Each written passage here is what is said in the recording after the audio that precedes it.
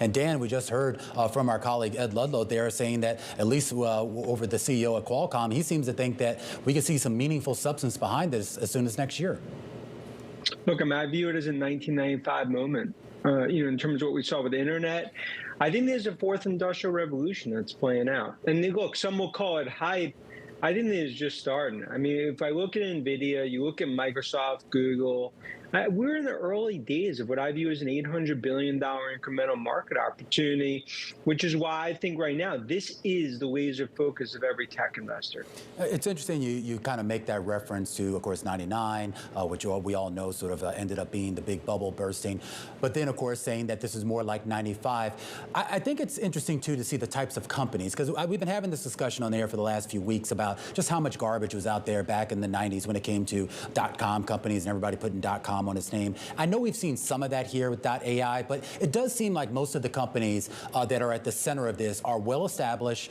They have a track record of revenue growth, have strong balance sheets, and more importantly, they have a certain trust with investors.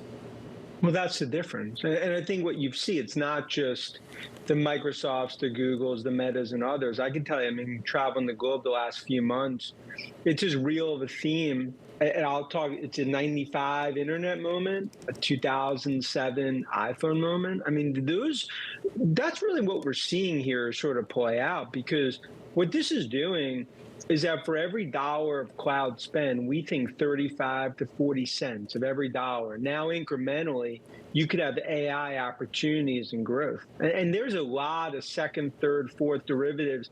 I think we're just in the early days of playing out. And that's why right now investors, they're looking forest to the trees. It's not necessarily Fed speak and yields. I think everyone's looking through to see what this transformational growth theme that I view as something we haven't seen in 30 years.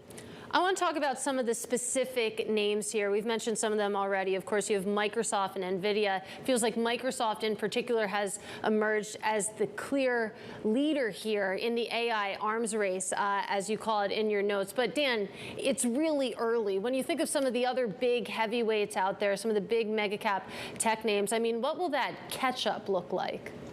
Yeah, and Katie, this is not a zero-sum game. In other words, okay, it's Microsoft, but when you look at what Google's doing in terms of the opportunity, not just on search, but also on cloud, you look at what Meta's doing on the consumer side.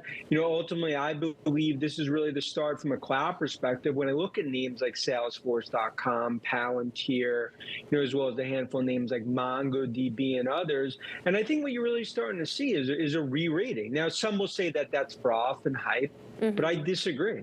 I think we're really now just starting to see what I view as an AI gold rush playing out in this Game of Thrones that's happened among big tech.